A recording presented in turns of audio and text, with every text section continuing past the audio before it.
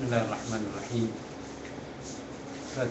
الفاتحة بأن الله يحفظ عنا فتوح العارفين ويفقهنا في الدين ويعلمنا التأويل ويهدينا إلى سواء السبيل ويرزقنا الفتوح والمنوح والرسوخ وصلاح الجسد والروح وتوبة النصوح على هذه النيات وعلى كل نية صالحة وعلى ونوى جميع مشايخي في هذا المجال وإلى حضرة النبي سيدنا محمد صلى الله عليه وآله وصحبه وسلم. كرام الفاتحة.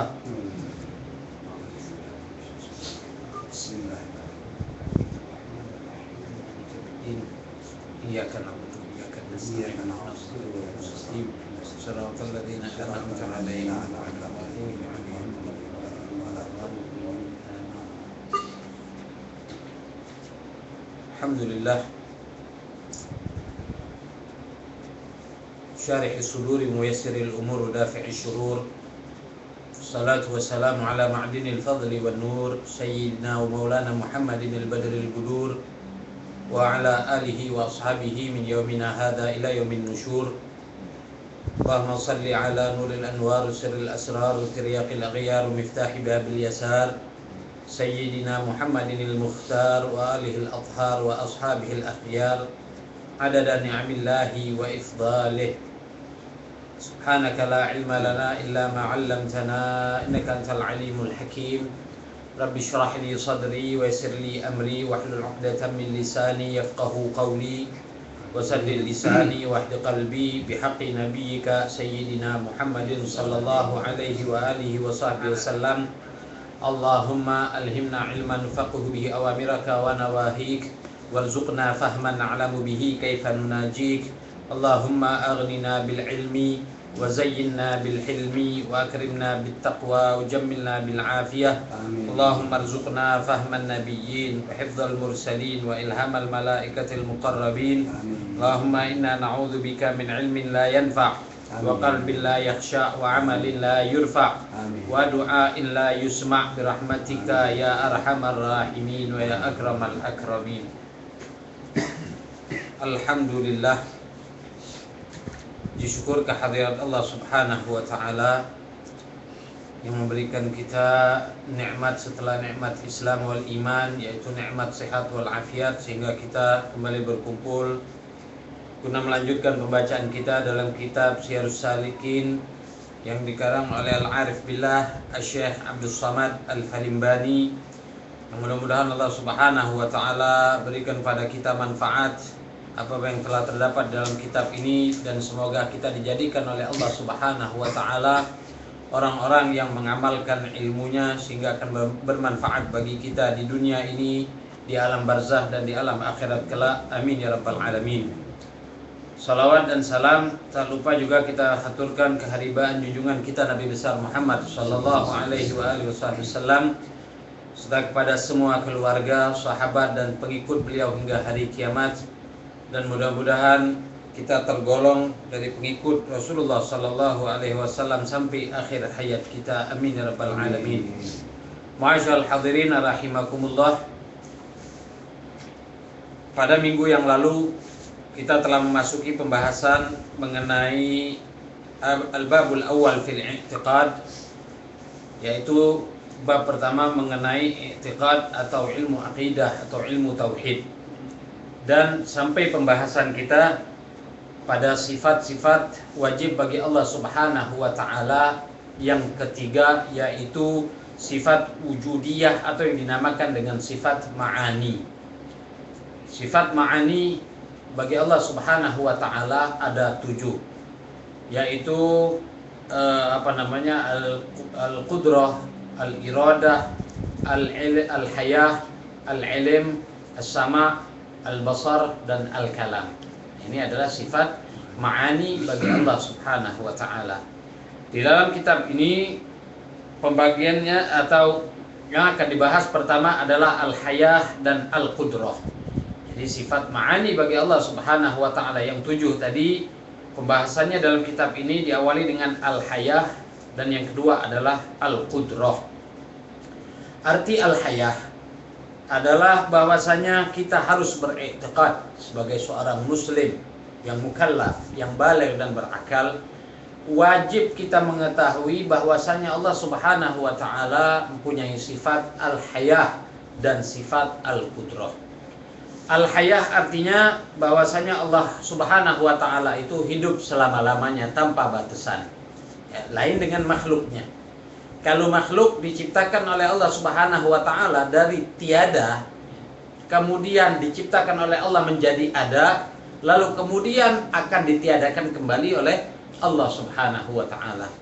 Allah berfirman di dalam Al-Qur'an, "Kullu man 'alaiha fani wa yabqa wajhu rabbik wa yabqa wajhu rabbika dzul jalali wal ikram."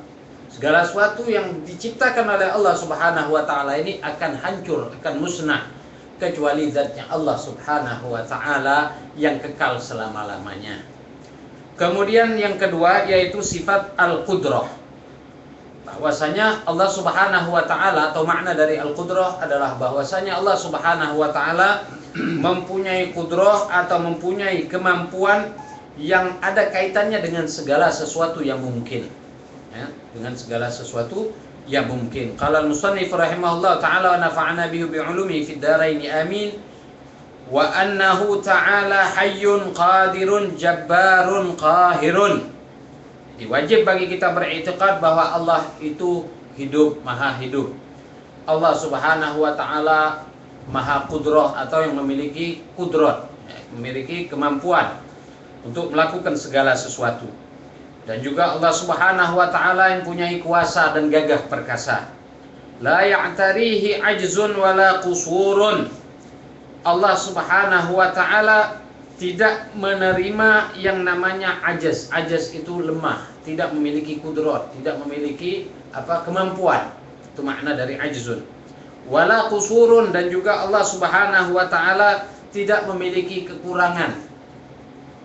Wala ta'khudhuhu sinatun wala naum. Juga Allah Subhanahu wa taala tidak ngantuk dan juga tidak tidur. Ya, kita tidak boleh mengatakan Allah mungkin saja tidur atau Allah mungkin saja ngantuk. Tidak. Ngantuk dan tidur adalah sifat yang kurang. Sifat yang kurang tidak ada pada zatnya Allah Subhanahu wa taala, sebagaimana yang telah kita bahas dari makna kalimat Allah itu sendiri adalah alamun ala dzatil wajibil wujud al-mustahiq li jami'il kamalat wal munazzah an jami'in naqais. Jadi kita nyebut Allah, apa sih maknanya Allah? Apa sih artinya Allah? Kalau bahasa kita mungkin Tuhan, mungkin pencipta, mungkin yang lainnya. Namun makna yang sebenarnya dari kalimat Allah itu sendiri adalah alamun, sebagai tanda. Sebagai tanda. Semua kita punya tanda, yaitu nama kita. Kalau dalam ilmu tata bahasa Arab, nama itu adalah alam. Namanya tanda bagi zat atau bagi seseorang yang mungkin hidungnya begini, alisnya begini, rambutnya begini, lahir dari bapaknya si fulan, ibunya si fulana. Tandanya siapa? Namanya fulan misalnya namanya. Berarti nama tersebut adalah alam. Nah, begitu juga zatnya Allah Subhanahu wa taala. Nama Allah ini tadi adalah alam, tanda. Bagi siapa? Ala dzatil wajibil wujud, yaitu bagi zat yang wajib adanya. Zat yang wajib ada, yang tidak mungkin tidak ada. Al-mustahaq li jami'il kamalat, yang berhak menyandang semua sifat-sifat yang sempurna. Wal munazzah an jami'in naqais, dan Allah dia jauh atau Allah tidak memiliki sifat-sifat yang kurang. Itulah tanda makna daripada kalimat Allah atau makna daripada Allah Subhanahu wa taala. Jadi Allah la ta'khudhuhu sinatun wala naum. Allah tidak pernah ngantuk, tidak juga pernah tidur. Karena tidur atau ngantuk merupakan sifat yang kurang bagi zat Allah Subhanahu wa taala. Wala yu'ariduhu fana'un wala mautun. Juga Allah Subhanahu wa taala tidak sirna, tidak juga mati. Ya, mustahil kalau Allah mati. Mustahil kalau Allah sirna atau musnah. Tadi juga ayatnya kita dengar, kullu man 'alaiha fan. Segala sesuatu yang ada di dunia atau ciptaan Allah Subhanahu wa taala fan, akan sirna, akan musnah. Wa yabqa wajhu rabbika dzul jalali wal ikram. Yang kekal hanya zatnya Allah Subhanahu wa ta'ala. Apapun ciptaan Allah akan musnah. Baik itu arsy, baik itu kursi, baik apapun semua ciptaan Allah termasuk kita makhluk akan hancur, akan musnah. Yang kekal hanya zatnya Allah Subhanahu wa ta'ala. Wala mautun, Allah juga tidak mati. Mustahil Allah Subhanahu wa ta'ala mati. Andai Allah mati, siapa nanti yang akan membangkitkan kita setelah mati? Andai Allah Subhanahu wa ta'ala mati, bagaimana nanti urusannya orang yang akan masuk surga atau akan masuk neraka? Andai Allah Subhanahu wa ta'ala mati, siapa pula nanti yang akan membangkitkan Allah Subhanahu wa ta'ala setelah mati? Ini adalah satu hal yang mustahil bagi Allah Subhanahu wa ta'ala. Atau ya, lawan kata daripada hayah adalah al-maut. Ya, lawan kata atau sifat mustahil. Sifat wajib bagi Allah Subhanahu wa ta'ala, Allah Maha Hidup, berarti lawan katanya adalah sifat mustahil, yaitu Allah Subhanahu wa ta'ala akan mati. Tak mungkin, ya. Wa annahu dzul mulki wal malakuti wal izzati wal jabarut. Dan juga artinya wajib kita beriktikad, berkeyakinan bahwasanya Allah Subhanahu wa ta'ala yang memiliki zat alam mulki, alam malakut dan alam jabarut. Ini ada tiga bagian daripada alam. Alamul mulki artinya ciptaan Allah Subhanahu wa ta'ala yang bisa kita rasa atau kita raba dengan indera kita. Apapun itu, bumi, bebatuan dan lain sebagainya, ini namanya alam malakut. Kemudian alam alam mulki. Kemudian ada namanya alam malakut. Alam malakut ini adalah ciptaan Allah Subhanahu wa ta'ala yang tidak bisa kita raba atau kita rasa dengan indera kita. Apapun ciptaan Allah itu golongannya artinya alam malakut namanya kalau dalam ilmu tauhid. Jadi ciptaan Allah yang tidak bisa kita raba dengan indera kita. Seperti apa? Angin contohnya, jin, malaikat. Nah, ini bagiannya daripada alam malakut. Kemudian yang ketiga yaitu alam jabarut. Nah, ini alam jabarut artinya ciptaan Allah Subhanahu wa ta'ala yang ciptaan Allah Subhanahu wa ta'ala yang di antara dua ini. Ya, antara alam mulki dan alam malakut. Nah, itu namanya alam jabarut. Semuanya adalah ciptaan Allah Subhanahu wa ta'ala dan Allah mampu untuk menciptakannya. Allah menciptakan langit, Allah menciptakan bumi, Allah menciptakan jin, Allah menciptakan malaikat, Allah menciptakan surga, neraka dan lain sebagainya. Allah mampu untuk menciptakan semua itu, dan itu menunjukkan bahwa Allah Subhanahu wa ta'ala zat yang hidup dan zat yang mempunyai kemampuan atau qudrah dan qadir atau mampu untuk menciptakan semuanya. ثم قال المصنف رحمه الله تعالى ونفعنا به بعلومه في الدارين آمين له السلطان والقهر والخلق والأمر والسماوات مطويات بيمينه والخلائق مكهورون في قبضته. Allah juga yang memiliki kerajaan yang maha megah. Allah juga yang memiliki, yang telah menciptakan makhluk. Allah juga mempunyai perintah. Allah juga yang menciptakan semua langit, ya. Langit yang 7 lapis, Allah yang menciptakannya. Kemudian juga bahkan semua makhluk itu berada di dalam kekuasaan Allah Subhanahu wa ta'ala. Jadi makhluk semuanya di dalam kekuasaan Allah Subhanahu wa ta'ala. Allah telah menentukan semuanya. Allah yang telah menentukan nasibnya. Allah yang menentukan rizkinya. Allah yang menentukan segala sesuatu termasuk ajalnya. Allah yang telah mengatur semuanya. Tidak dapat kita mau membantah atau menolak apa yang telah ditentukan oleh Allah Subhanahu wa ta'ala. Kita juga tidak boleh menentang dari apa yang telah ditakdirkan oleh Allah Subhanahu wa ta'ala. Namun kita juga tidak boleh berserah kepada takdir. Kalau kita berserah kepada takdir, maka kita akan salah jalan ketika akan menempuh jalan untuk menuju Allah Subhanahu wa ta'ala. Kalau kita selalu berpasrah kepada takdir, ujung-ujungnya kita akan menjadi orang yang jabariyah. Artinya apa? selalu berpegang kepada takdir. Kenapa engkau tidak sholat? Takdir aku tidak sholat hari ini. Kenapa engkau tidak berpuasa? Ya takdir aku tidak berpuasa hari ini. Maka keseimbangan kita dalam menempuh keridhaan Allah Subhanahu wa taala tidak akan tepat karena kita selalu bersandar kepada kudrah atau takdir dari Allah Subhanahu wa taala.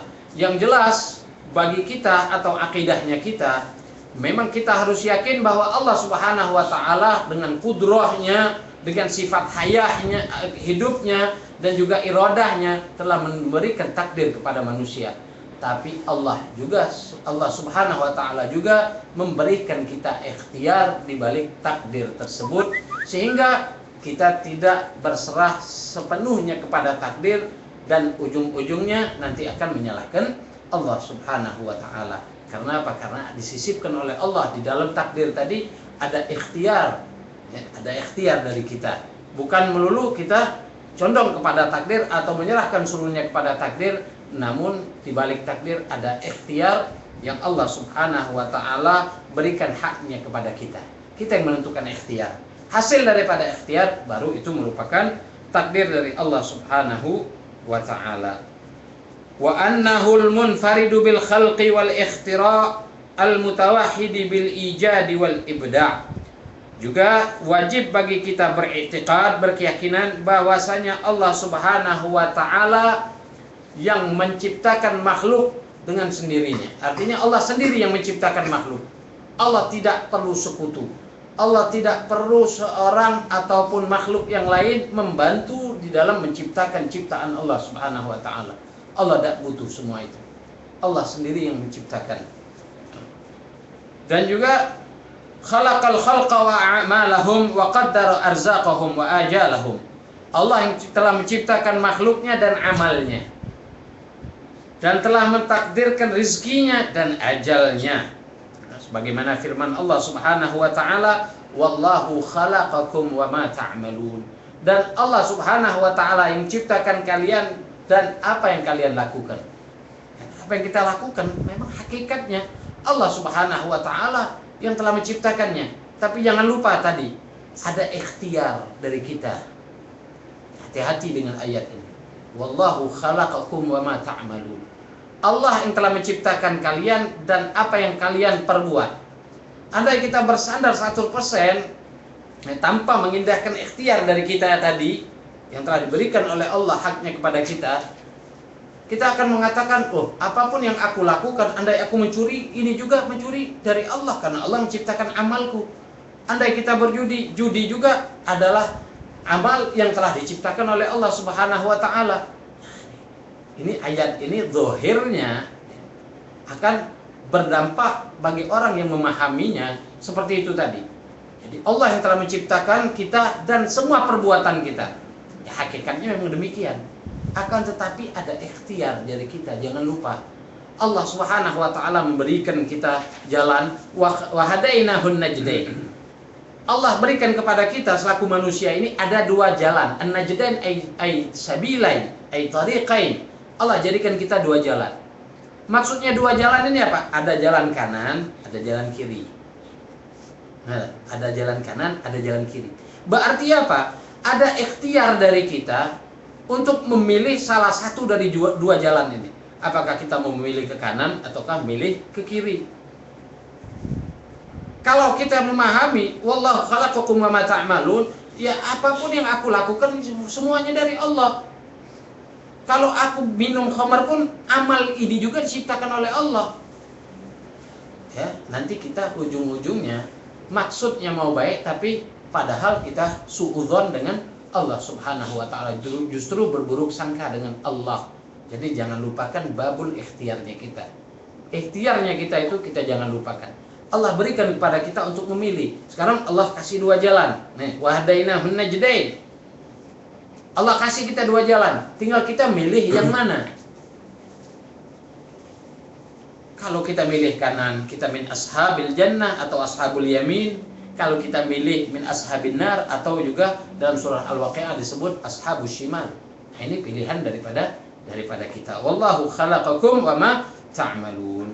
Kemudian juga Dalam ayat lain Allah Subhanahu wa taala berfirman, "Wa ma min dabbatin fil ardi illa 'alallahi rizquha." Dan juga tidak ada hewan yang melata di bumi ini, ya, hewan yang melata termasuk kita manusia. Mau tidak mau, kita ini adalah bagian daripada hewan.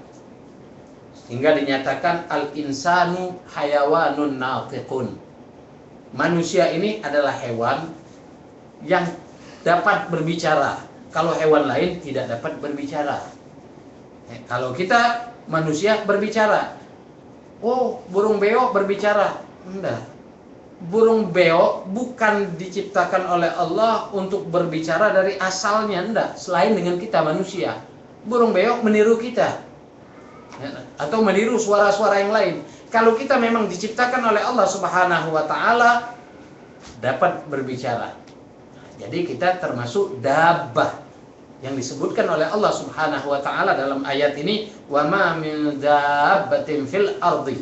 Tidak ada satupun hewan melata di bumi ini illa 'alallahi rizquha, kecuali Allah Subhanahu wa taala telah tentukan dengan kudrahnya Allah yang membuktikan bahwa Allah itu hayah, Allah itu hidup. Apa Allah tentukan? Arzaqahum, ya ini rizkinya. Illa 'alallahi rizquha. Allah sudah tentukan rizkinya.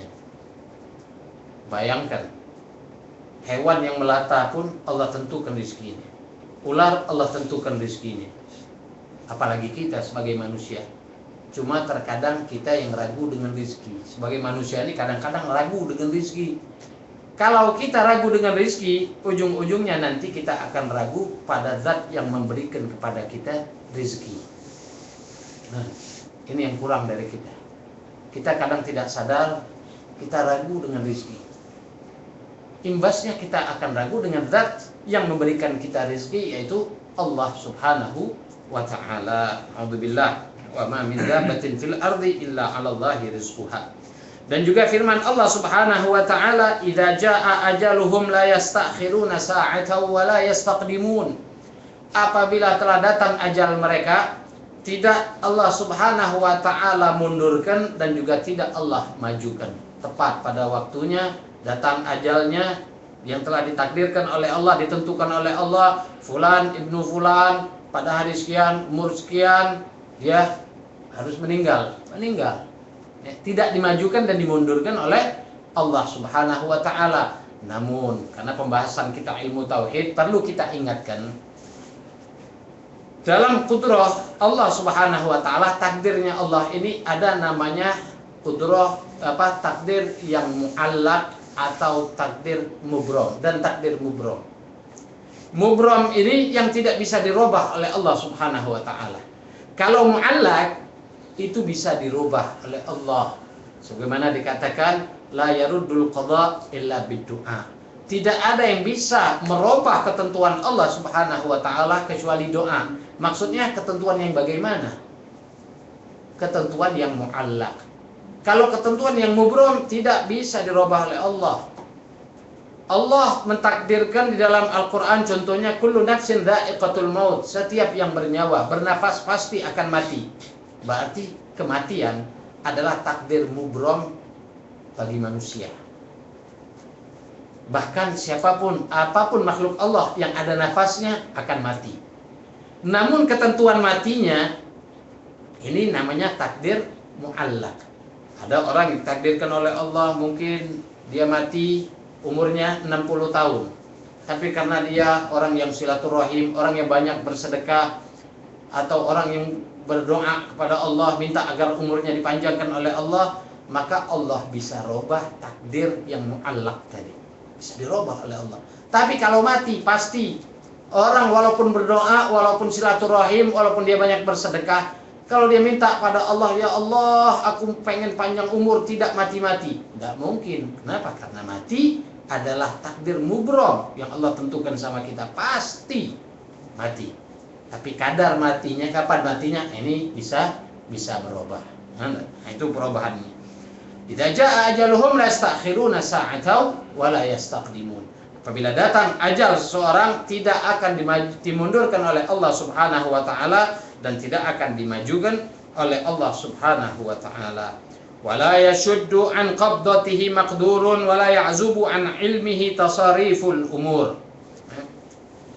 Tidak ada yang luput daripada dan tidak keluar daripada kudrat Allah Subhanahu wa taala segala sesuatu yang telah ditentukan oleh Allah. Tidak keluar. Apapun yang telah ditentukan oleh Allah akan terjadi. Dan juga tidak ada yang luput dari pengetahuan Allah Subhanahu wa taala apapun yang terjadi dari perkara semua ciptaan Allah. Ini tidak akan luput dari Allah apapun. Pergerakan bumi, pergeseran matahari, segala macam ini tidak akan luput dari Allah Subhanahu wa taala. Wala tuhsa maqduratuhu wala tatanaha ma'lumatuh. Dan apa yang telah pengetahuan Allah Subhanahu wa taala dengan apa yang telah diciptakan oleh Allah itu tidak akan berhenti. Terus menerus Allah Subhanahu wa taala tahu dengan apa yang telah diciptakan oleh Allah Subhanahu wa taala. Ini menunjukkan bahwa Allah memiliki kudrah dan sifat ma'nawiyahnya adalah qadirun. Jadi ada sifat ma'ani, ada sifat ma'nawiyah. Kita jelaskan lagi. Sifat wajib bagi Allah ada 20. Sifat 20 ini terbagi 4. Ada namanya sifat nafsiyah. 1, yaitu wujud. Ada sifat salbiyah. Qidam, baqa, mukhalafatul lil hawadithi, qiyamuhu bin nafsi dan wahdaniyah. Ini namanya sifat salbiyah. Kemudian sifat ma'ani, yaitu apa?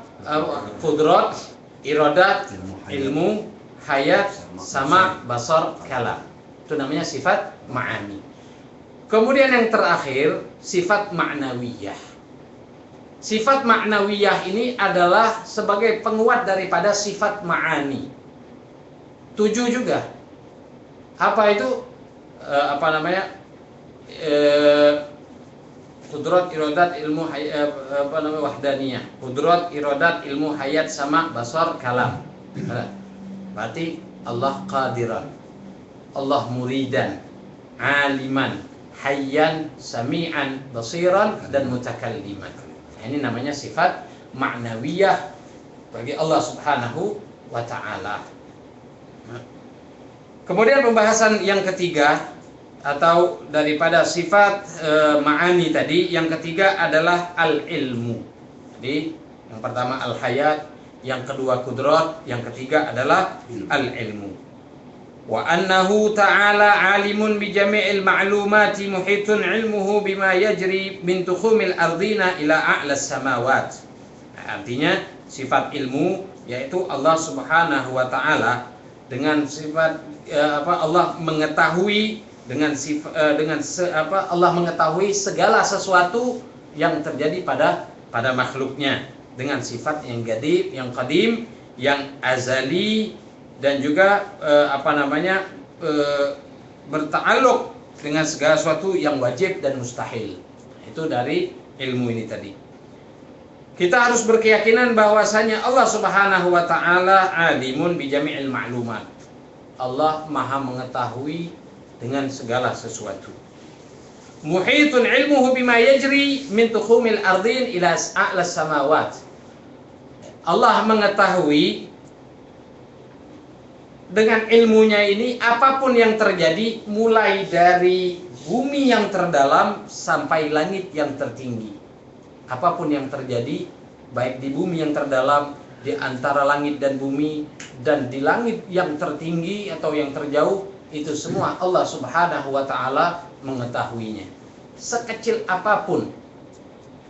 Bahkan Allah Subhanahu wa taala mengetahui jalannya semut yang hitam di malam hari yang gelap di tengah padang pasir. Allah mengetahui semuanya. Tidak ada yang luput dari Allah. La yakhfa alaihi syai'un. Tidak ada yang luput dari pengetahuan Allah Subhanahu wa taala. Bahkan Allah menyatakan dalam Al-Qur'an, ya'lamu kha'inatal a'yuni wa ma tukhfis sudur. Allah Subhanahu wa taala mengetahui khianat mata dan apa yang tersembunyi di dalam hati. Tidak ada luput dari Allah. Mungkin manusia luput khianat mata, mata melihat kanan kiri, atau mungkin khianat mata kita ketika kita bawa motor atau bawa mobil, kita lihat dari kaca kaca spion di belakang ada yang buka aurat misalnya. Ya kita tidak melihat, kita sepertinya melihat ke depan. Ada teman kita nih di sebelah, padahal kita melihat di spion di belakang. Kita pura-pura melihat ke depan, berarti ini adalah khianat mata kita. Teman kita tidak tahu mungkin, tapi ada zat yang maha tahu, yaitu Allah subhanahu wa ta'ala. Wa ma tukhfi sudur, dan apa yang tersembunyi dalam hati kita. Mungkin kita ngejek teman kita dalam hati kita, teman kita tidak tahu. Tapi apakah Allah subhanahu wa ta'ala tidak mengetahui hal tersebut? Allah maha tahu. Oleh karena itulah pernah diceritakan ada seorang murid yang dicintai oleh gurunya lebih daripada murid-murid yang lain. Lebih daripada murid-murid yang lain, sehingga membuat murid-murid yang lain ini cemburu, ngadu sama gurunya. Wahai guru, kenapa engkau mencintai fulan ini lebih dari kami, sedangkan belajarnya sama, hidup kami sama, makannya sama, di tempat yang sama. Gurunya tidak menjawab, cuma ngasih ayam. Ini ayam dikasih satu, termasuk murid yang paling dicintainya. Kata gurunya, coba kalian potong ini ayam, jangan sampai ada yang tahu. Nah, satu muridnya masuk ke dalam gua. Sebelum masuk ke dalam gua, lihat dulu, ada enggak yang melihat? Tidak ada. Masuk ke dalam gua, aman, dipotong ayam tadi. Yang satu lagi masuk ke dalam hutan, dilihat sudah tidak ada yang melihat, dia potong ayamnya. Terakhir muridnya yang paling dia cintai bingung mau motong ayam ini di mana. Masuk ke gua, tidak jadi motong, ke hutan tidak jadi motong, sampai dia sembunyi dalam kamarnya sendiri, dia kunci, sudah yakin tidak ada yang melihat. Namun pada saat dia mau motong ayam, nyembelih ayam, dia pikir, tadi guruku mengatakan sembelih ayam ini jangan sampai ada yang melihat. Bagaimana aku bisa, sedangkan Allah subhanahu wa ta'ala maha mengetahui apa yang dilakukan oleh makhluknya. Allah maha melihat. Akhirnya ini murid yang dicintainya tidak jadi nyembelih ayam, datang sama gurunya. Tanyakan sama gurunya yang pertama, hei fulan, engkau sudah sembelih ayam? Sudah wahai guru. Di mana engkau sembelih? Di dalam gua, tidak ada yang melihat.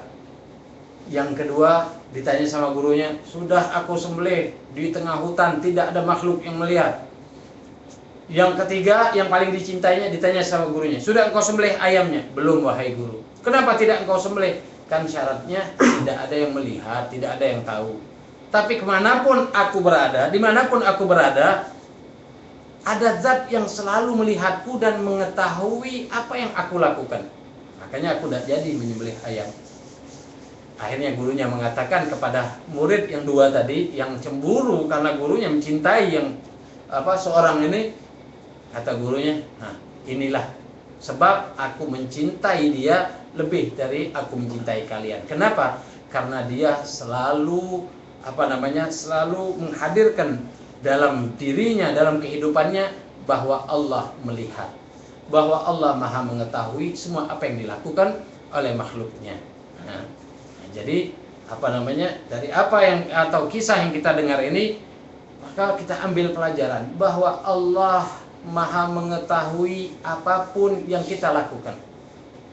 Allah mengetahui semua makhluknya, detail semua ciptaannya. Allah maha mengetahui, tidak ada yang luput daripada pengetahuan Allah subhanahu wa ta'ala.